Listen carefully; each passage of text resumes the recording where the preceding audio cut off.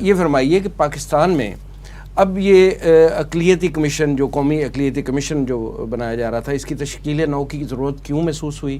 اور قادیانیوں کو جو پاکستان میں قادیانی ہیں ان کو کیا اس اقلیتی کمیشن میں شامل کرنا چاہیے؟ جی وسیم صاحب، یہ بہت شکریہ. یہ آج کا جو موجودہ دور ہے بالخصوص پاکستان میں، یہ اس کا برننگ آج کل یہ ایشو چل رہا ہے. جی، اقلیتی کمیشن جو پاکستان میں ہماری گورنمنٹ نے پچھلے دنوں بنایا اور جس پہ بہت شور مچا، اس کی اگر آپ 2 منٹ مجھے دیں گے اس کی بیک گراؤنڈ میں آپ کو سمجھاتا ہوں.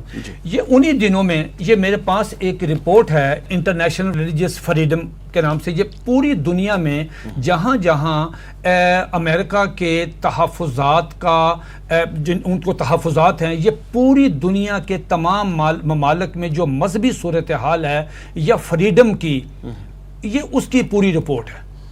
اس میں انہوں نے یہ چیز، آپ غور سے سنیں گے تو آپ کو مزہ آئے گا. اس میں انہوں نے کیا کیا، اس میں انہوں نے یہ لکھا کہ اس گورنمنٹ سے کہا کہ ہم آپ پہ بہت زیادہ خوش ہیں. خوش اس بات، گورنمنٹ سے مراد موجودہ گورنمنٹ؟ جی، موجودہ گورنمنٹ بہت، کیونکہ رپورٹ اب آئی نا. ہم آپ سے بڑے خوش ہیں کہ آپ نے بہت زبردست کام کیا. ان میں 2-3 گنواتا ہوں.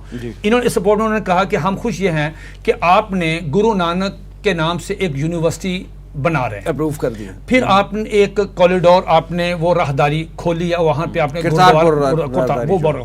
اس کے بعد انہوں نے کہا کہ ہم یہ بڑے خوش ہیں کہ آپ نے ہندوؤں کے جو مندر ہیں ان کی تزئین و آرائش کے لیے آپ نے لاکھوں روپیہ لگایا. جی، رینوویٹ کر رہے ہیں. چوتھی چیز انہوں نے کہا کہ ہم اس سب سے زیادہ ہم آپ کو اپریشیٹ اور خوش ہیں کہ آپ نے آسیہ مسیح کو رہا کیا. ٹھیک ہو گیا. 5واں انہوں نے ان کو 4 چیزیں دی ہیں کہ 4 چیزیں اب آپ کے ذمہ ہیں. اسی میں لکھا ہوا ہے کہ آپ اقلیتی کمیشن کو، یعنی اگلا ٹارگٹ دے دیا. اگلا ٹارگٹ لکھا کہ اقلیتی کمیشن جو ہے اس کو آپ جو 2000، جیسے بیگ صاحب فرما رہے تھے کہ وہ 2014 میں 13 میں وہ چرچ حملہ ہوا تھا، تصدق حسین جیلانی جو چیف جسٹس تھے انہوں نے کہا تھا وہ بنائیں. اس کے بعد رکا رہا کام فلاں. اب انہوں نے کہا کہ اس کمیشن کو آپ اس کو دیکھیں. نمبر 2 انہوں نے کہا کہ 3 کام اور ہیں.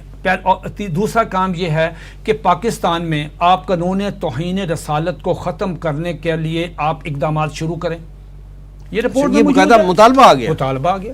نمبر 3 انہوں نے کہا کہ قادیانیوں کو جو غیر مسلم اقلیت قرار دیا ہے اور جو ان کے خلاف تعزیرات پاکستان میں جو 298 تعزیرات پاکستان میں وہ اپنی تبلیغ نہیں کر سکتے، اس کو وڈرا کریں.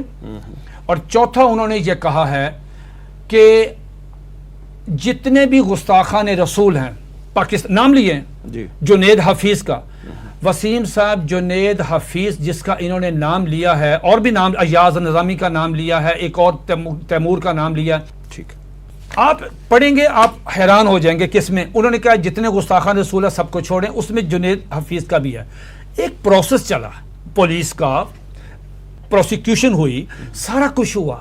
آپ ہمارے عدالتی معاملات میں، میں چیلنج کرتا ہوں کہ جو فیصلہ سیشن جج صاحب نے جنید حفیظ گستاخ رسول کے معاملے میں دیا ہے، اگر آپ اس فیصلے میں اس نوجوان لڑکے نے جو نبی کریم علیہ الصلوۃ والسلام کی توہین کی ہے اور اس توہین کی بنیاد پہ اس کو سزائے موت ہوئی ہے، میں قسمیہ طور پہ آپ سے عرض کرتا ہوں کہ خدا کی قسم آپ اس کا ایک جملہ نہیں پڑھ سکتے.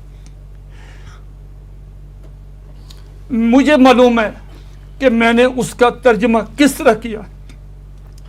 گندی گالیاں. آپ کا سیشن جج ہے، لیکن کورٹ میں پھر سب ڈسکس ہوتا ہے نا. آپ کے ایس پی نے اس کی ایس پی نے تفتیش کی ہے. ایس پی تو جھوٹ ہی بولتا. سیشن جج پہ تو کسی کا دباؤ نہیں تھا.